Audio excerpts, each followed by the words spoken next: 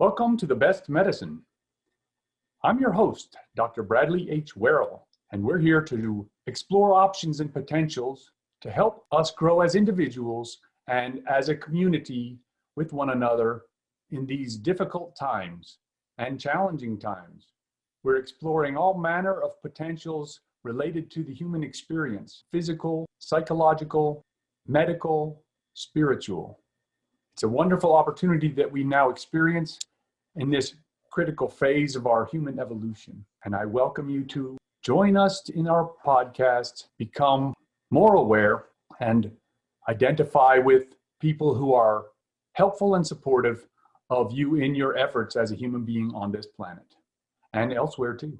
We're going to be meeting people who are doing things that are widely variant from what is so-called normal within our society, in the creative space, within the social space. Our common purpose, seeking to generate positive potentials to improve the lives of everyone in our sphere of influence, and to expand that sphere of influence so that we may positively influence others that are not yet engaged directly with us.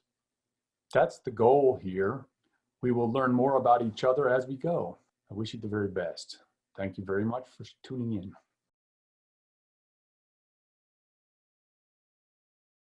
So you have an interesting background. I'm like Memetics, and I'm like, that's a very interesting title to put on, or like label to put on yourself, of Memetics studies. I'm like, that's very interesting to me. Oh yeah. Actually, the reason I took it up is because I initially studied history, and then I started teaching it, and I realized that most of the ways that we teach history are extremely boring to students. and you can get that almost universally. Just like, oh, I liked, this and this and this, but history was awful when I was in school. Interesting. And so now, my dad was a history professor, retired now. Now, I have an interest in history myself, and it's like I actually spent just about a year ago, I finished 4 years of study, What Happened to America? And it's like this, it was interesting because I allowed myself to study the forbidden topics, which is like my dad would be the gatekeeper that keeps guys like me out and ideas like mine out. And it's like, so I allowed myself to study what it would fairly be called conspiratorial studies, and studied alternative explanations for what is actually going on. And it led me down quite a rabbit hole that was interesting. And it kind of pointed back towards a conclusion that was unexpected, which is it's psychological spiritual warfare that has occurred here for about 100 years easily. And I didn't really, I'd say it goes well beyond that, but it's ancient in its function. And it's interesting because it goes to this memetics premise that you are working on. Oh yeah, no, most definitely, right? Because I think it might have been like perfected right around like just before World War II. That's when we started tapping into it, and then World War II actually exposed us to it like fully once we saw like Nazi Germany and other like the ways that Stalinist Russia was doing it. And then yeah, so I would I point to Adolf Hitler as like the first rock star, Oh yeah, like a radio star or whatever you want to call him, but using the electronic media. But that they were doing it before. The Brits were doing this before World War I. They were using the print media in the same fashion. And I point to 1885 as a key point. It's quite interesting. There's a historian, Carol Quigley, you're probably familiar with. Okay, yeah. He wrote two noteworthy books, Tragedy and Hope, and then The Evolution of Civilizations, which is quite an interesting book because it describes the energetics of how things work. And it's like, between the two of them, I came to an understanding of capitalism. He caused me to understand capitalism differently than I understood it before, which is like, people talk about capitalism and they denigrate it a lot. And it's like, well, he divides it up into various phases. So the first phase of capitalism is market capitalism, which is like, we just start using money again in the West, and it's been 700 years like that. And it's like, okay, so then he divides up finance capitalism, which is the creation of markets for corporations that are publicly traded. Mm-hmm. So now you can create enterprises that are much greater than any individual set of investors could possibly ever make, which is railroads and stuff like that, big dams. And finally, monopoly capitalism. And he distinguishes between these two, but finance capitalism and monopoly capitalism is like, finance capitalism is characterized by seeking to lower costs to raise profits. And monopoly capitalism is to seeking to raise prices to raise profits. And yeah. J.D. Rockefeller famously said it well. He said, competition is a sin. And it's like, and I regard he regarded 1931 as the time that monopoly capitalism took over. And I regard it as 1885. And 1885, I picked 1885 because, hang on, I'm having a problem with managing other affairs here. 1885 was when Nathan Rothschild was made to be a baron by Queen Victoria, which is she was anti-Semitic, and she created a Jewish peer of the realm because he was so instrumental in the affairs of the British Empire with the finance. And it was like, as soon as you introduce him as a recognized member of the gang, it is like, yeah, the finance is that important, kids. And it's like, yeah, and what happened was in 1881, the Brits had the First Boer War, which they lost because they were playing by imperial rules that were like chivalrous in dealing with another Christian nation. And then what happened was in 1889, they went and went full barbarian on the Boers and won, and they created prison. It was concentration camps and killing children and women in concentration camps and exporting the men off the place, to other prisons. And so it was unethical. And so the ethics changed markedly.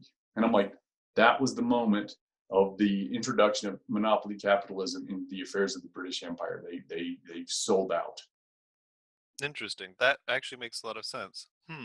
This is part of the problem with my studies, is that I need to start studying deeper into European history, because I've been mostly teaching American history, and it doesn't really allow me to you take in all of this stuff that was happening on the other side of the world, and it's actually really important. It is, and it's like, so that was kind of interesting for me because I was studying American history, and it was like I started studying, and I was interested the period after about starting the 20th century, and it was the conspiratorial stuff, and it was work that came out in the 50s with the what's the name of there was congressional committees that were hearing the stories about the un-American activities of the tax exempt foundations, right? And it's like that work with Norman Dodd was the chief investigator, and it's just pivotal work. And they found out all this stuff, and it's he had a and I try to recall the lady's name. She was a lawyer. She went to New York to they allowed them to witness the books of the notes of the meetings of the board of trustees of the Carnegie Endowment. Okay. And it's like, they let them look at the books. For 2 weeks, they let her look at the books. And she looked at the books and wrote, and took very carefully targeted elements she was supposed to look at. She's taking notes of this, and she brings the notes back, and she can never practice law again because she went mad from what she learned. And she's like, what does that mean, went mad? It's like, you learn something and it caused you to go mad and not be able to practice law. And it's like, she was that angry is what it means. Because It's like, what she learned was maddening, which is, she found evidence that the Carnegie Foundation spent 1 year investigating, is there a way, in a scholarly fashion, is there a way more effective than war to dramatically alter the course of a nation's life? And then after 1 year, they said, nope. Okay, for the next year, how do we get the United States in a war? And this is about 1910.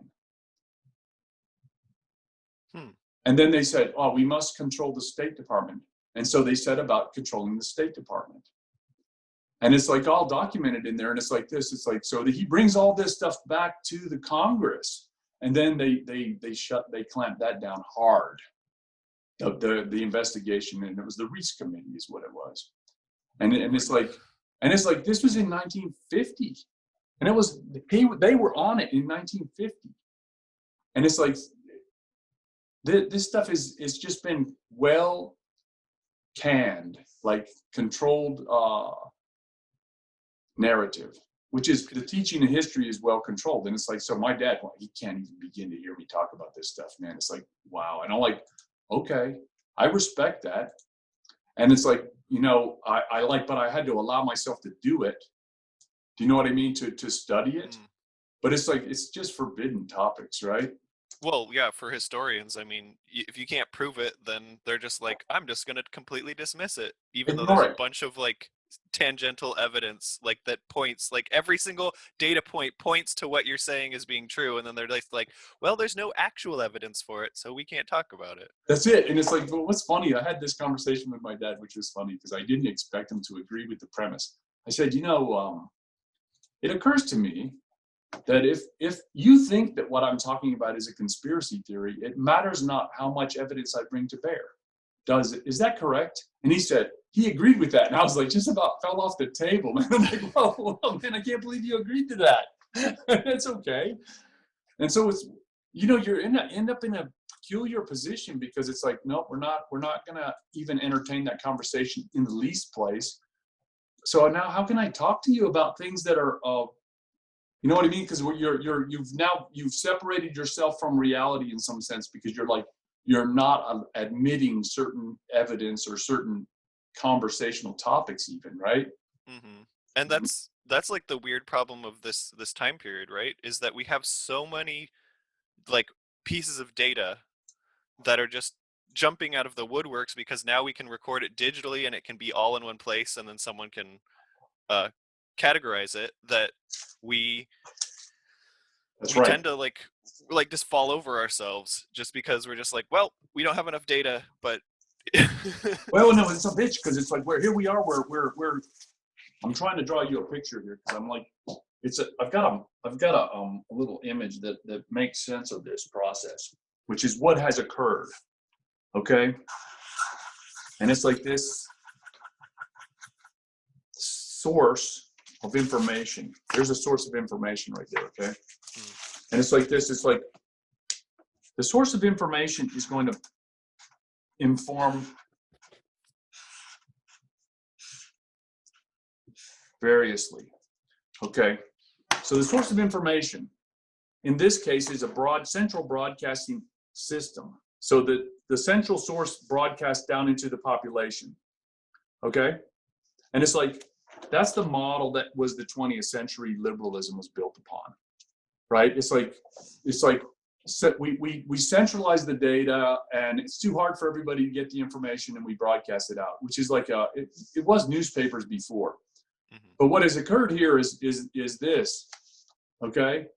Now we gather information diversely, and then we broadcast it into the sort of memosphere, whatever you want to call it, right? The social environment, Mm-hmm. and then we compare notes, and it's like this system is poor because this system is like the reversed polarity, right? This system is failing, and this system is gaining traction at the moment, and it's like the issue is the top-down thing is lacks appropriate. It doesn't have appropriate pixelation. It doesn't Oh make yeah, resolution, right? right. The Yeah. resolution is poor because it's like it.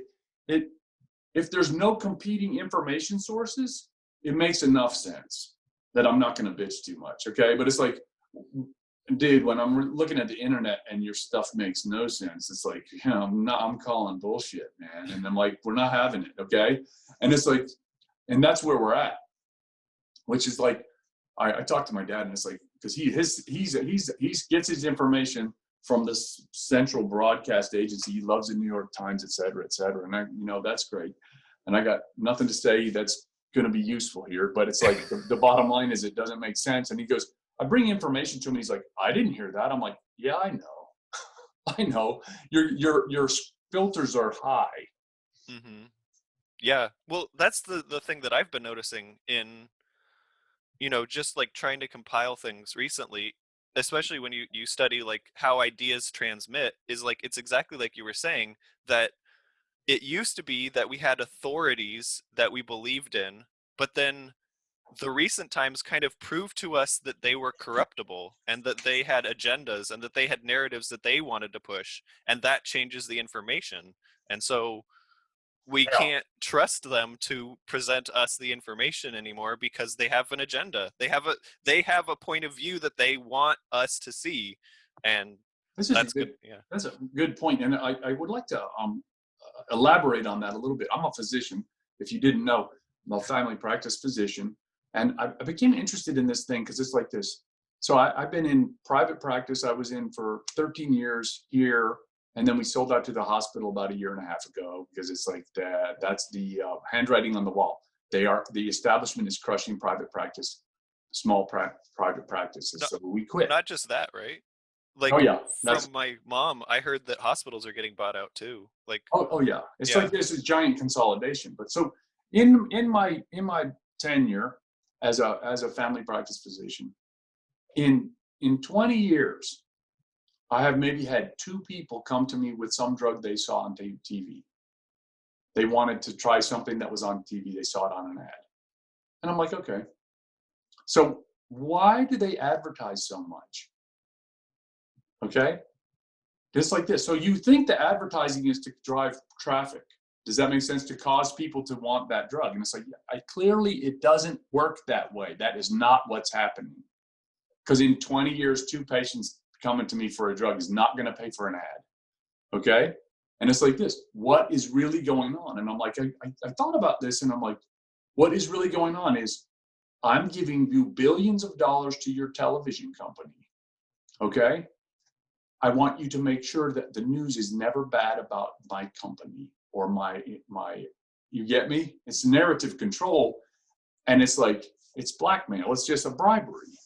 And it looks like advertising, and the public can't tell the difference because it's like, really, it takes a little bit of craziness to even think of it. But it's like the perspective that I have, which is a unique perspective, which is like, and in my business partner the same way. I think one handful will cover all the people that in 20 years ask us for medicines because of something they saw on television. And it's like, yeah, that's not what's happening there. It's other mechanism of control that is occult is the right word to use because it's shaded from plain view, right? Right. And Interesting, because I thought that the reason for that was mostly that it would prime the idea of that drug in people's heads, and so when the doctor then suggested it, they would be like, "Oh yeah, I've seen that before," and they would be okay with like taking it or something. But yeah, it makes more sense the other way, where it's like, "Nah, if we say this, then nobody's going to be saying anything bad about it. Well, And then, right, because you're like, yeah, you don't bite the hand that feeds you, right? right. And it's like so the interestingly that go point back again at the tax exempt foundations, right? One of the things they did was to control research in the United States. So you can control research. You just sprinkle the fairy dust, which is the money, on the people that you want to promote those ideas, and you can control the ideas of the nation. Because who gets the look? It's like they have all the foundations have all the clout, the promotional value, right? Because the names and the I don't even have the right terminology in my mind for it, but it's all the Yeah, like, brass fittings and you know the shiny names and mm-hmm. Right. They look beautiful, and then they're giving out money to people, and they're doing good things, and then, yeah. and now How your can you name say is anything bad about them? associated and now you're promoted and now you're a world famous scholar because you la la la la, and it's like those ideas are the ones that are promoted Right. and the other ideas are neglected and even denigrated. No. Yeah. Hmm. This adds to things that I've been thinking about. That's It's disturbing. I'm sorry. No, no, I no. apologize. I knew that this existed. See, I'm trying to think about post-capitalism because it's one of those topics that it seems inevitable that it's going to happen. You know, every economic system like tries to improve upon the one before it, but you still have to keep elements of the thing before it that worked, right? So the base level of capitalism, like mercantilism, where we trade with money and maybe we have companies, works. That's actually generally a good thing for most people. But then once you get to the end game, the monopoly level, where a company is more powerful than a nation, then That's they right. can just do whatever they want, and they can manipulate the data, they can manipulate what you know, and all of these things for their own profit. And that is like the end problem that we have to solve, where it's like, I know that I see this as it's like that. I worry about this post-capitalism premise, okay? And I'm like, it's like the premise is this: it's a progressive bias here, which I reject wholeheartedly, because it's like, and the nice progressive reject me wholeheartedly too, just as a fair turnabout is a fair play, right? But it goes like this: is the issue is this? I say, look, the issue is this: corporations have no more privilege. They are not real. They're fake. They're legal fictions. They have no rights. So we can curtail their rights politically at will without any regard to anything. It doesn't matter. They're spiritual entities only. They don't have any real value. Okay? So we can curtail their rights as much as we like. Okay? And that is all we need to do. So we can dial backwards to get to a more appropriate form of capitalism at will, political will, okay? Which is to say, we don't have to invent some new damn thing because it's like, you revolutionary guys make me nervous. Because it's like this. I don't call it, I think of them as counter-revolutionaries because the American Revolution is all you need. Because that is the apex enlightenment, okay? And it's like if you can start out with a base premise that exceeds the value of the Declaration of Independence, I will tip my hat and follow you. Okay? But otherwise, I'm considering you to be a counter-revolutionary that's kind of dangerous because I'm like, I don't know what your game is. You know what I'm saying? mm-hmm. And it makes me very nervous because especially in these times, man, it's like good. Political violence is far too excessive already, and I fear that Oh, it will become worse. it's not that it's too excessive, it's that it's too accepted, right? When Ooh, you see God. one side is just like doing violence and everybody's like, oh, it doesn't exist, and then the other side does violence and they're like, look at all these horrible people, and it's like, they're doing the same thing. They're both doing the same thing. It's just you're accepting one side of it. And so if you accept either side of it, you're the problem, right? So, Oh, yeah, it's a yeah. fearful time, man. It's a fearful time. No, but back to the post-capitalism topic. I understand what you're saying, and I actually agree with you that I think that the rollback would be a better solution. It's that, like we were talking about before, if the companies have as much power as they do now, they would never give it up. I know. And it's okay. It's like, it's okay. That's when political violence is okay. I That's guess. okay. It's okay, because it's like, well, if it's necessary, it's like, well, that's okay. It's just it's interesting. It's like the issue is this. It's like this. The we have to create a mechanism that allows the people to express themselves properly, right? And it's like, it's a psychological issue, and political is part of the psychological, and the political are, it's like the expanded version of the psychological, with the social circumstances are controlled by the psychological at the base. Mm-hmm. And the issue is this. Now, I had a very interesting conversation with a leftist who sat next to me in medical school for 2 years and ended up living next door to me, essentially across the street. No kidding. We went to med school 1,000 miles from here. It was just random. It's like, whoa, crazy, Bill. So I went and I had a beer with him yesterday, and it was like chatting with him, and it's like, we don't agree. And it was specifically with relation to coronavirus, which I got in trouble for on a website, talking about the coronavirus thing, because it's like, that issue is this, is central mandated political authoritarianism based upon scientific authoritarianism, okay? Or justified by scientific authoritarianism, okay? Versus dissenting viewpoints, which is, I had a dissenting viewpoint, which is to say, I don't agree, and that's not the appropriate solution.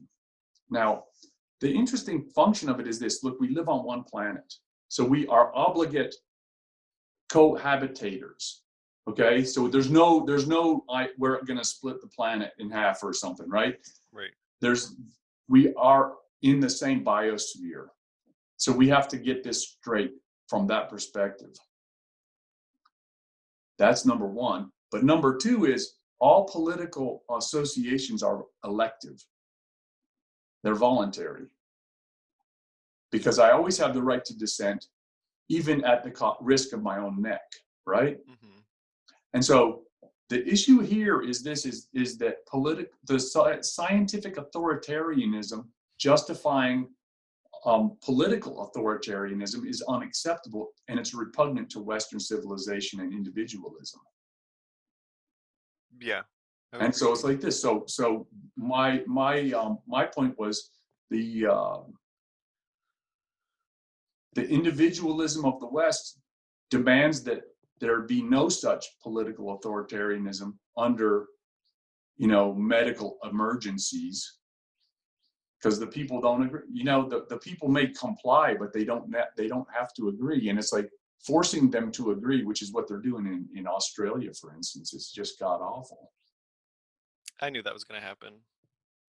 As soon as they took away their firearms, I knew that something like that would happen eventually. Well, so it is. It's like I'm just stunned by it all. It's just like, okay, we're pushing the envelope of what seems reasonable here, Mm-hmm. Especially for the amount of damage that it's causing everywhere. Like, not just medically, but like, I imagine at the end of this that we're going to have a reduction by more than half of the number of like brick and mortar just shops that are independent. Oh yeah, no, I think this is interesting, because it's like what appears to have happening right now is I'll share my great wisdom with you, right? And it goes like this: it looks like this. Everybody is becoming aware of the fact that all the institutions have been lying to them and have promised them way more than they're ever going to get. And everyone goes, we're playing musical chairs, the music is stopping and I don't have a chair. And damn, doesn't that suck, right? And so the institutions are losing public confidence, which is the only thing that supports them. So what's happening is, as the public confidence diminishes, the thing collapses like the fall, the leaves come off the trees, and it's like it collapses into a nut that contains the liabilities and assets. It's just bankruptcy, okay? And so what happens is, in bankruptcy, it is reorganized into a seed that falls into the hands of a receiver. And the receiver controls the next outgrowth that must come in the spring. Okay? And so, and yeah, and it's like this. So the issue is, in a normal bankruptcy, so if you and me make a corporation, it goes bankrupt, the judge decides who's the receiver. Okay? But this is no normal bankruptcy, man. It's a civilization, global, epic, proportion, boom, everything's blowing up, right? And it's like, so what is occurring is a global bankruptcy, which is reorganization, and all the institutions are being reorganized. Okay? Now, this receivership is decided politically, which is all that this is all about. It's like, who is the receiver, since the people who are used to being the receiver, as the cyclically have been doing throughout civilizational history, is the same group, in my opinion. And that's a conspiracy theory, by the way, in case you want to check up on it. Right? It's a conspiracy theory. And I don't care. I'm good with it. But it goes like this. The issue is, like, I was talking to a young fellow, and I said, this time period reminds me of about 1930 in Germany. And he goes, oh, yeah. And it's like, so you got to remember, in German history, there was Nazis and there's communists fighting in the streets. Yeah. And both of those groups were generated by the bankers. So it doesn't matter who wins in the streets, because the receiver is still the banker. Mm-hmm. Okay, look, so it's like this. Yeah, I don't think the bankers are in charge of both sides now, okay? Without being political, I think that I will say no more. Does that make sense? Yeah, that makes sense. And it's like this. So there's one side being promoted by the bankers, and the other side is not. And they're the bad guys, yep. Well, bad guys. yeah. Narratively, that's yeah. So yes, well, it depends on where your narrative is coming from, right? This one, right? And it's like, yeah. So that's exactly right. That's my opinion of it. And it's like, it's an interesting thing, because it's like, because if you look at the major functions that are occurring, like socially, there's like the BLM thing, right? And then there's the COVID-19 thing, and then there's like major news narratives, right? Then there's the what's the third one? The climate change thing. Oh yeah. All those three things are similarly based. This system, authoritarian systems, and it's like, okay, and it's all to control the narrative, to control the population, to control the political climate. And it's like, so I'm gonna give you this. This is pretty cool. So I'm studying what happened to America for 3 years, and I end up studying Hebrew of all things, and it caused me to understand. Yeah, right. That's what I said. And it was like, and it caused my mind to open up to be able to understand everything else that I was witnessing, which is unexpected, right? Not like you're studying history and you're like, right, really? Like Aramaic, right? Like what? Right. And that's going to be the answer. So it's like this. In Babylon, there's two classes of magic users, okay? There's magi, who are good guys who try to prevent bad things from happening to good people and bring good things to happen to good people. And those are the wise men of the East in the Nativity story, okay? That bring the gifts to Jesus, right? Mm-hmm. Baby Jesus. And it's like, okay. And then there's sorcerers. And their whole job is to conjure demons and control them through their superior knowledge of evil. And it's like, whoa, what does that mean? Right? And it's like, the conjuring of demons is like this. I'm going to inflame the passions of the public. And that's dangerous work, man. You better control that. You're going to get hurt, because it's like that mob is going to do something. Right? You're playing with fire, right? Oh, yeah. And it's like something's going to get burned. And it's like, well, if you don't know what you're doing, you're going to get hurt. So that's the job of the sorcerers. And that's this, man. That's these guys right here. That's this. Mm-hmm. So it's like they're conjuring, right? And it's like, it's like, you look at the selectivity of the mainstream media when they pick out, because it's like this giant microscope that focuses deeply on one tiny little thing that happened, right? and then they broadcast it and promote it into the general public's consciousness to inflame the passions to do something. Right. And that's your mimetic warfare right there, right? Yeah, that's basically it. Yeah. That's huh. And it's like, so it's like the job of the school system is to create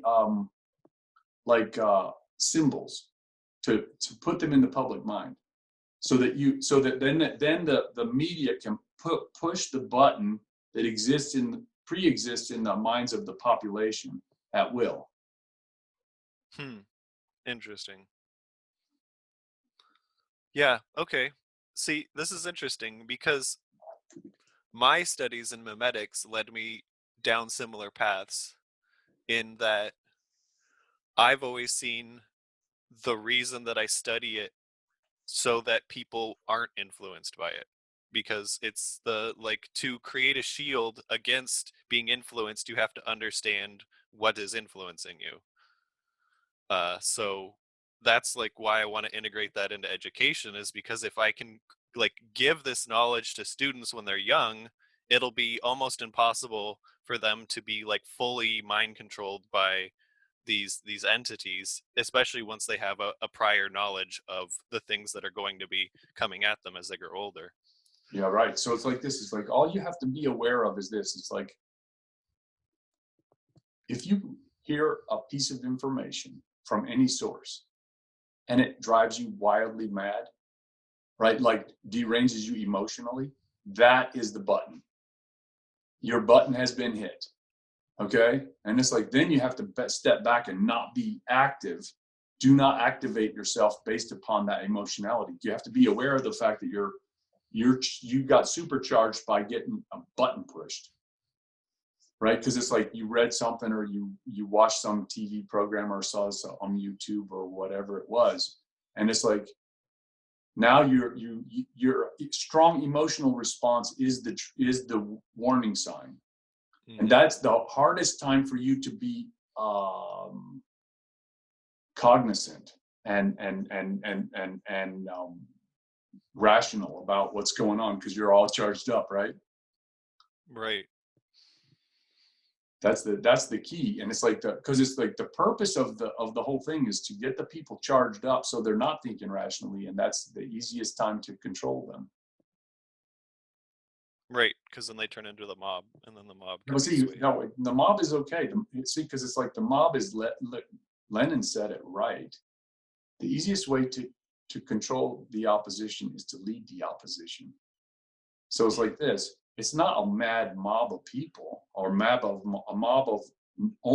mad mob of people.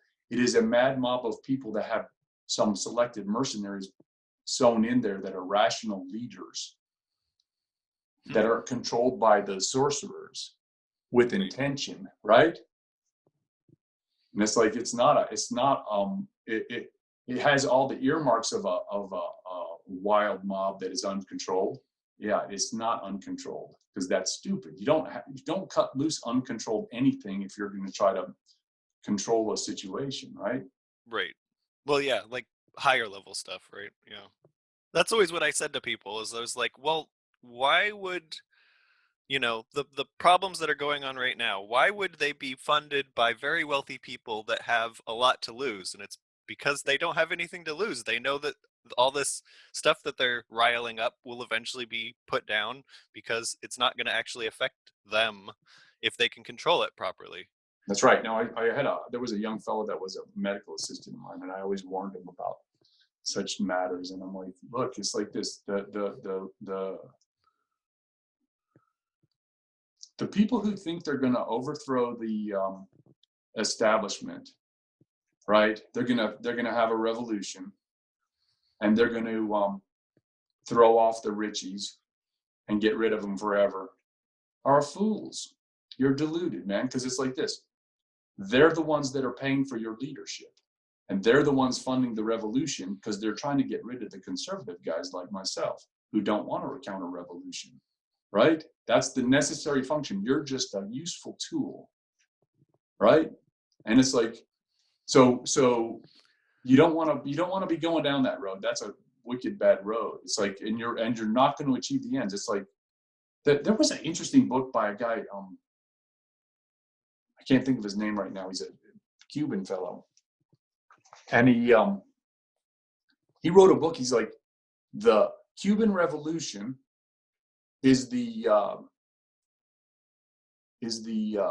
like the beta test for the New World Order.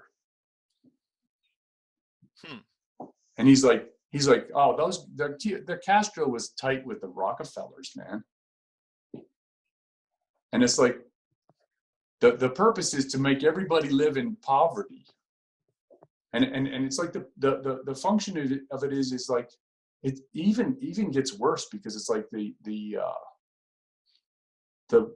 super elite wealthy oligarch types don't need us anymore. You're useless personnel. You're just.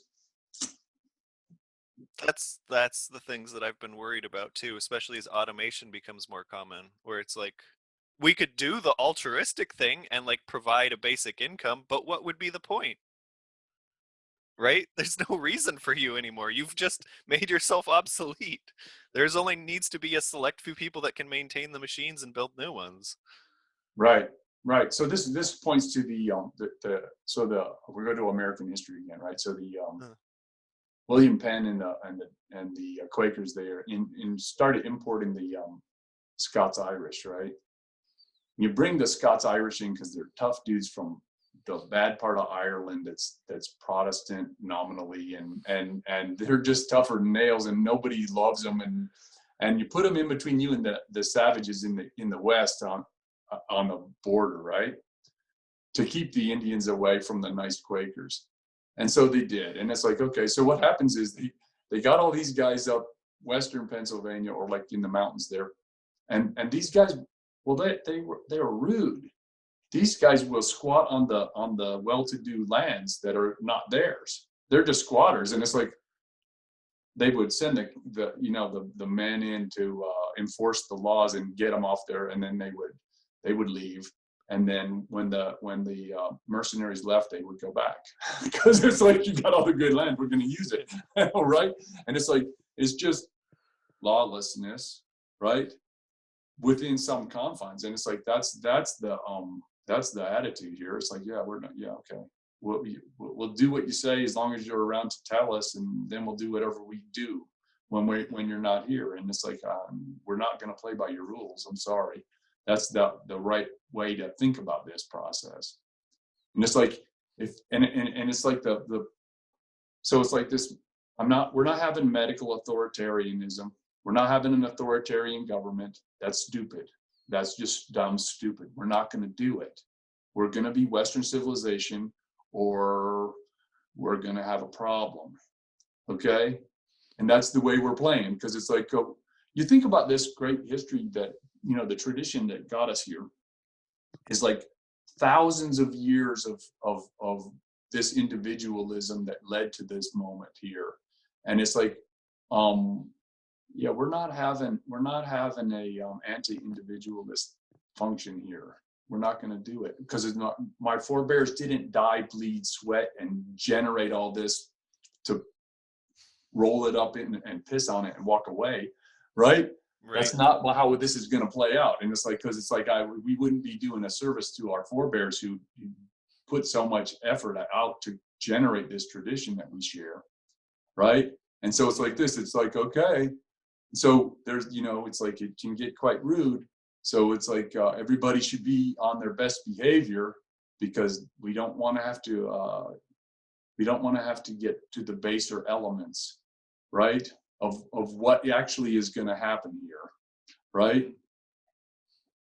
Because it can get very, very unpleasant, and it's okay, right? Yeah, it's interesting. See, this is the other thing that I've been thinking about, is that, like, okay, you can manipulate the minds of people with these triggers. So then it would be interesting and probably better for everyone if we started using them against the handlers in a way, in a sense of like, you're trying to create a specific outcome, the one side. And if you can lead them to that outcome in a way that doesn't reinforce the violence that's happening, then you can bring people back together again, right? Because we're currently, we're seeing two different views of the world, but still we're living in the same world. So they obviously at some point have to be able to come back together. It's like it goes into that esoteric thing. The pendulum swings both ways, but it's still on a pendulum, right? We're still on the planet together. And so we have to find a way to work together to achieve the goals that we want. No, we don't. No, we don't. No, you don't think so? No, we don't. It's like this. It's like so check that book out. Carol Quigley, Evolution of Civilizations. Okay, and he describes it quite well, which is like this. And he talks about the institutions in civilization and how they control the various aspects of the social life of the civilization. Okay, so institutions of irrationality control the intellectual life of the civilization, that's a bizarre one, isn't it? That's bizarre. Irrationality controls the intellectual life.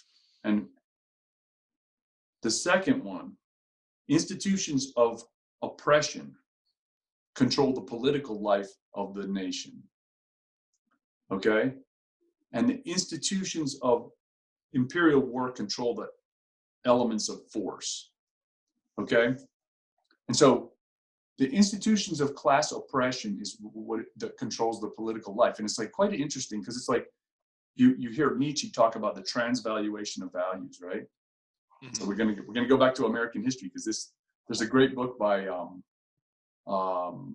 E. Michael Jones. He wrote a book called Slaughter of the Cities. And he describes in very exquisite detail the transvaluation of values that occurred about 1938 up until the 1970, which they did this. So look, before 1938 is racism's good and is used as a political control mechanism in the United States. Okay? And what happened was the transvaluation of values was racism bad, okay? And they used that to control the political life of the United States. And they did it like this. They shattered. He's a Catholic, and he's all about what happened to the. I ended up meeting him in this point in space, which is what happened. How did you get here? Because our views are essentially the same of what happened here. And he's like, I wanted to know what happened to the Catholic Church. And I'm like, that's interesting because I want to know what happened to America. And it's the same answer, right? And so the interesting function of it is the powers that be wanted to shatter the Catholic Church. The Catholic Church as a political unit in these cities. And they went from local state control to national control, and they used the justification of the racism thing as the mechanism to do it. And they also destroyed the cities because they made segregation illegal in the cities, mm-hmm. and they allowed it in the suburbs, and they profited on the white flight too. So they created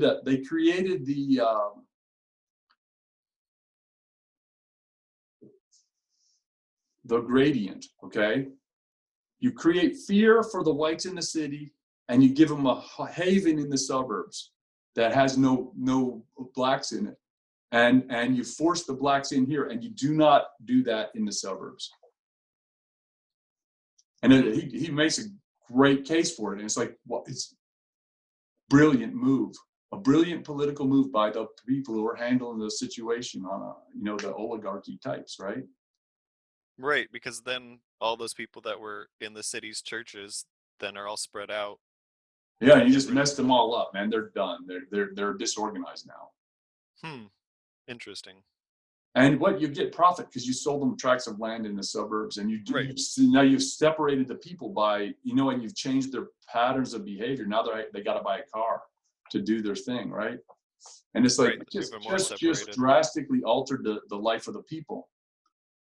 And it's like part of that job was they paid agitators to act bad, right? You pay the gangsters to act bad in the cities to increase the fear in the cities so that the whites want to leave, man. Right, they don't want to deal with that anymore. Interesting. So it's like this. So it's like the issue is this: your strong emotions are the indicator that you're being manipulated. Yeah. Which is like, it's a bad time to be thinking though, man. It's hard to do that when you're frightened, or you know what I mean? It's like, so the class oppression right now is this medical mandates under the guise of medical emergency. That's authoritarian bullies manipulating the public for political control. I'm not sure it's working very well. I can only speculate. It's like, well, the election's coming up, and it will tell. The time will tell. Yeah, we'll see after November, right? It's just like, whoa, it's a war, man. It's a war. I will point to this. It's like information war is interesting because it's like, okay, so propaganda, right, is information war. And so information war is about making the enemy do something wrong, as opposed to crushing them with direct action, right? Yeah. So I'm going to cause you to do something stupid. So Erwin Rommel is my favorite general, the German general, right? So he's in the Africa Corps, he's in Tunisia, and he's got one airplane and a couple of tanks, and he's fighting the British Army that has maybe a few more tanks and not very many of anybody. But it's like, he's got one airplane. It's like, what do you do with the airplane? He's like, take the engine of it off and put it on the back of that truck. And then he did. And then he had the propeller spinning and blowing dust up like crazy and driving around behind hills. Now the Brits think there's a huge tank column moving over there. And so they got to respond to that somehow, and they do the wrong thing. And then they get hammered by the other side, right? And so it's information war. Right. And it's like, so this is all this is. It's all propaganda, and information war is all that we're having here. Because it's like, I don't know, I like to point to Antonio Gramsci. You familiar with him? No, actually. Antonio Gramsci's, I held my nose and I studied the Marxists because I despise them. I really don't like them.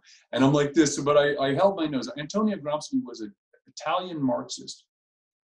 And he died in 1936. He was famously held by Benito Mussolini in jail because he's that dangerous, okay? And his ideas were like this. He invented the premise called cultural hegemony.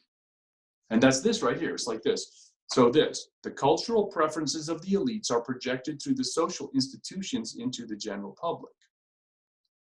Okay? And so Antonio Gramsci made this formula, which he's like this. First, we must have a war of position, in which the Marxists will attempt to take up positions in the established institutions to gain authority, okay, in order to create the cultural conditions necessary for revolution, okay?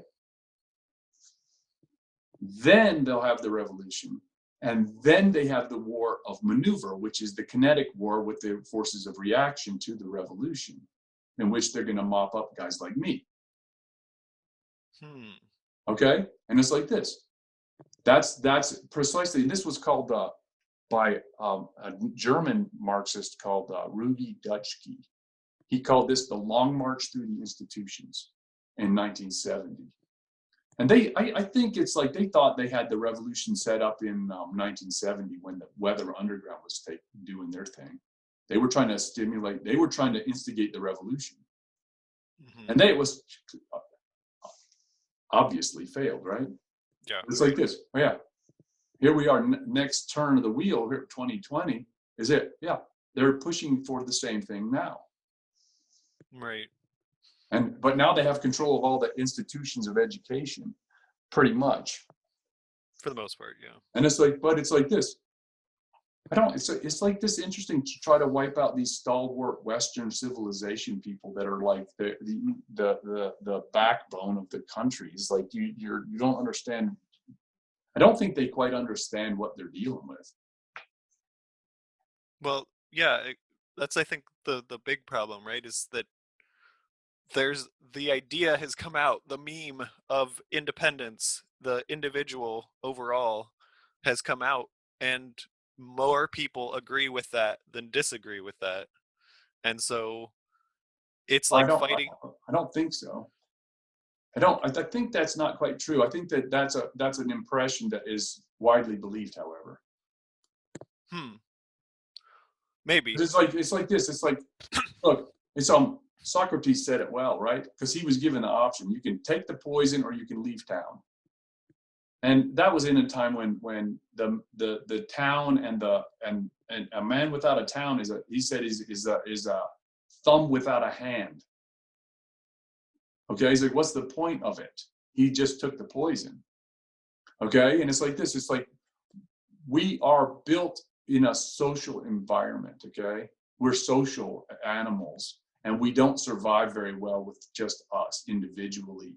But it's like the false premise of individuality above all else is just silliness. That's like it's a recipe for anarchist nothing. Oh, I'm talking about in terms of uh where the law resides. Ah, right. Well, So okay. so like the foundation of the civilization is based on the rights of the individual, Uh, because that that negates all of the other problems that you have where you start creating laws for specific groups of people. right. No, I understand you. No, and we're in agreement then. So it's we're back to the foundational elements. Yeah, right. Of the Western civilization, Right. and that itself, that premise, I think, is too hard, excuse me, of a nut to crack, because every person can realize it, right? You go back down to the beginning of it, you're like, well, I want myself to be equal to the person next to me, and how do I do that? You can only do it by the individual. You can't do it by their family group or by any other sort of That's right. We're identity. not going to create special rules for anybody if Right. we have any sense, because you can't establish the what's the right word is this prem there's a court there's a I can't even think of the word, which is when in a court you have the previous decision, right? Right. Precedent. There you go, that's the word. I knew it began with a P and I'm like, man, It's like president, but you know. it's so close. And it's like, so the you can't establish the precedent for that, because then it will be used against you for certain. Okay. And Right, exactly. but I think that what they try to do is slingshot sometimes to elevation of individual rights above all else, which is we sort of see that with the elevation of, it's like, but it goes under this identity politics, I think, which is that your individual right exceeds all reasonable bounds by forcing everybody to bow down to your madness. Okay, and I won't say anymore because it's like gets to be too rude, and I don't want to be rude. Okay, does that make sense? Yeah, It's like no. this. It's like but yeah. So it's like this. I'm a natural law kind of guy. I think that's the right answer. And it's like I think there's a lot. It's a very silent people, because it's like I'll teach you some. I won't teach the Hebrew on this channel yet. It's a secret lessons, but it's like this is one of the elements of control that's employed, and I think it's been studied since the Soviet times, right? Okay, and I will teach that Hebrew. Soviet in Hebrew, right, means hush. And it goes like this. So it's like this. What is the number one thing is self-censorship is the number one control element. If I can cause you to internalize the police, then I don't have to have the police, because it's going to embarrass you publicly to speak your actual mind. Right. Right? So like, look, I'm going to teach you some more Hebrew. I like this. It's pretty good. Soviet, shut up. Okay? It means hush, partner.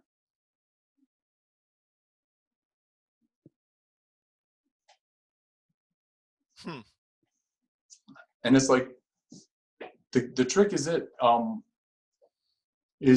all I got to do is cause you to understand and internalize this self-censorship.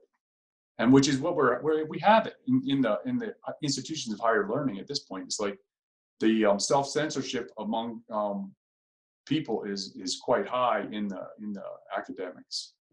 Oh yeah. And it's like, that's all because the radicalization of the people who caused them to internalize that. And which means this is interesting, because it's quieting the people, prevents them actively expressing themselves, generates hostility and anger. You know what I mean? Right. But it's quiet hostility and anger, right? And so it's like it's withdrawn, like smoldering kind of anger, right? And it's difficult to see. So it's like that's what is being confronted at this point in the United States. It's like this suppression from this authoritarian system is generating this kind of anger, okay? And it's being suppressed and quietly. It's difficult to assess the true nature of it, but which is why we had this, the surprise election in 2016, okay? Mm-hmm. And I think I don't know. We'll see what we get this time. It's like that. I think that it will be similarly surprising, but I don't know. We'll see. And it's like it's a white knuckle express, right? Yeah, that's one way to talk about it. Jeez, it's just this year. It's difficult. I think people have, like, I don't know if the general population has come to realize it, but I think there's a lot more individuals. Like, I'm talking to you, and I've been talking to a lot more people, but about like similar ideas to this, where we're actually having conversations about these like very complex topics that need to be talked about, and they need to be presented to people so that they can see that, there are these elements, these undercurrents that are swaying people and need to be pushed back against. Because Well, that's interesting, because it's like this. The people that I'm hanging with I don't see it. Okay, which is, it's kind of fascinating. So like this. So I watched the conversation occur over the summertime. Now I talked to a lot of people, and everybody pretty much.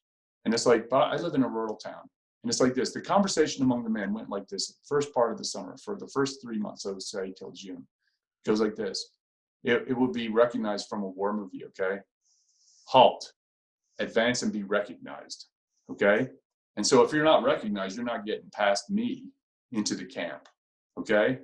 So it's like that. They're just identifying one another, is what was going on there. First part of the summertime. Second part of the summer was like this. The conversation goes, this could get violent. And it's like this. That's the conversation. It's okay. We dealt with worse. Right? And it'll end too. Okay? It's okay. And it's like this. But the advice that I gave him was this: is, look, there's 3 pieces of advice. There's going to be plenty to get mad about, right? So the advice is, keep your powder dry. Okay? Because you're going to have plenty to get mad about. Just don't go off, like a spark. You know what I mean? It's a powder keg out here, man. Don't go off like a spark. That's a bad plan. It's going to cause problems. Number 2, know who your friends are. That was this advance and be recognized thing. It's like, okay, they're checking their stuff out and making sure everything's square. And then the third thing is, just wait for the signal. You'll know what to do when the signal comes. And I don't know what that means, right? I don't know what that means, but if you got all your ducks in order, you're not going off because you're mad, and know who your friends are, and you just wait. You'll know what to do when the time comes, whatever that means, right? And behave in an appropriate fashion. Right. That's all. And that's all you can do. That's just life advice right there, those 3 things, right? No, that's good life advice, definitely. But it's like, and especially when things start getting hot, right? It's like, my goodness. So it's just yeah, and that's like this. Is like, I purposely moved to a rural area here because of that, because I predicted this turbulence was coming, right? I didn't know exactly what form it would take, and it was like, okay, And it's like, okay, so here we are. And it's like, it seems like it's roiling up on us fast, right? It's like waves are going to be breaking and we'll see what happens next. It's like, what a mess, man. What a mess. So you just, keep, no, and it's like, it comes down to this moral order, right? Just keep your head on straight and know your place in the cosmos and who you're working for. And this is the interesting function. And I figured this out, which is in the course of my 4-year study of what happened to America when business was belly up, right? And I was trying to make it float. And all I was doing was working on the computer and studying my crazy books and trying to learn and trying to sit straight and not hurt my back or whatever, right? And so it's like this, Jordan Peterson came out. And I was like, Jordan Peterson came out and he said this thing. He said he answered a question one time. Somebody asked him if he believed in God. And he said, I hate that question. I said, I hate that question too. I said, Peterson answered it like this. He says, I try to behave in a manner that is consistent with the premise that I believe in a good God that listens to me, that interferes in the affairs of men, right? And I'm like, what the hell does that mean? And I'm like, it means he prays.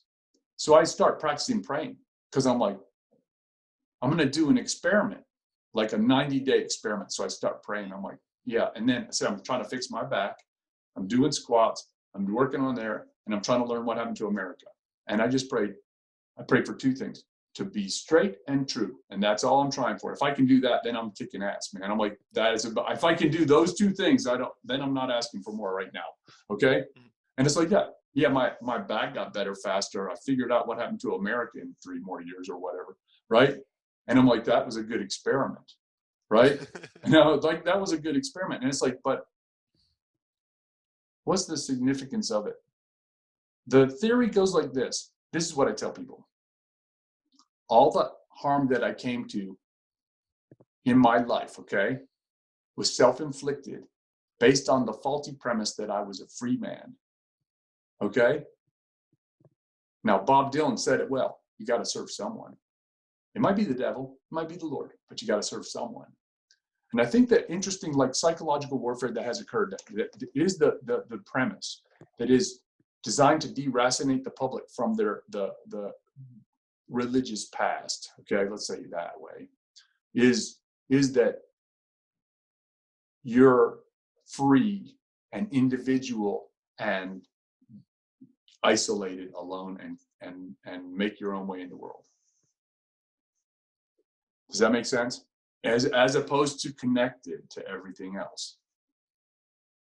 And that faulty premise that you're a free individual that is not attached and can serve yourself, as opposed to the other 2 agencies that were mentioned in Bob Dylan's song, right?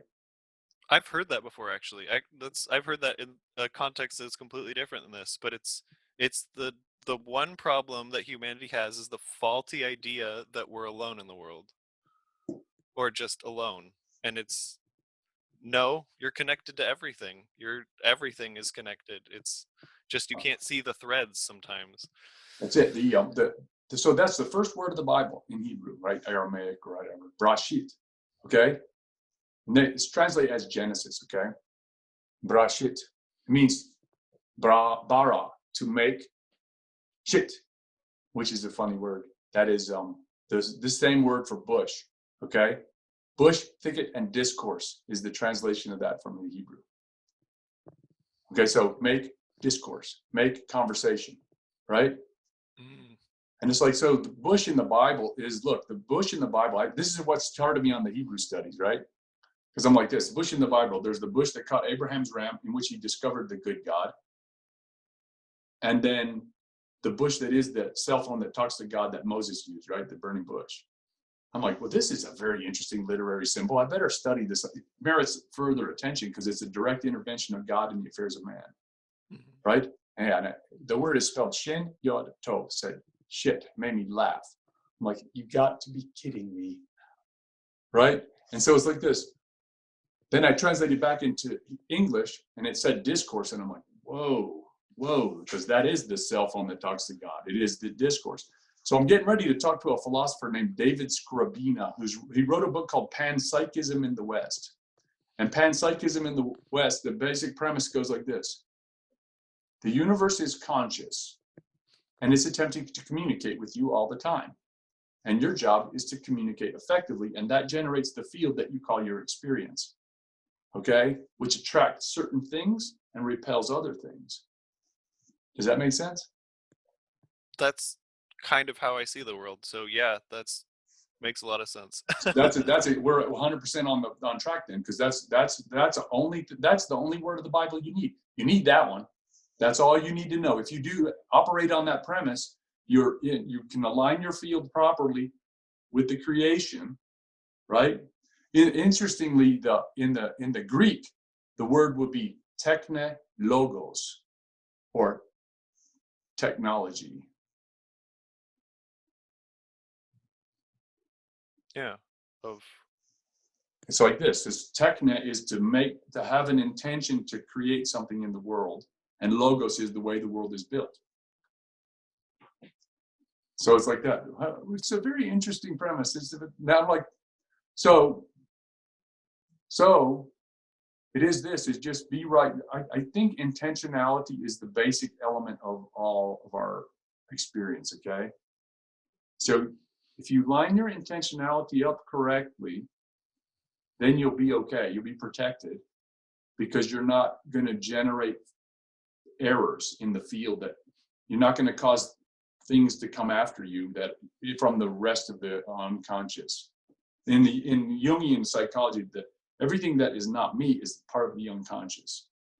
Mm-hmm. So the logos is everything that's not me, and the part that is generating the field is my intentionality. Yeah, I completely with you there. I like that, man. So it's like this. So our goal here, and this is what I appreciate, getting an opportunity to meet you and to chat with you a little bit.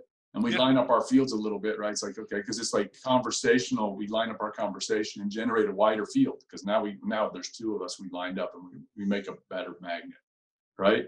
Right. Interesting.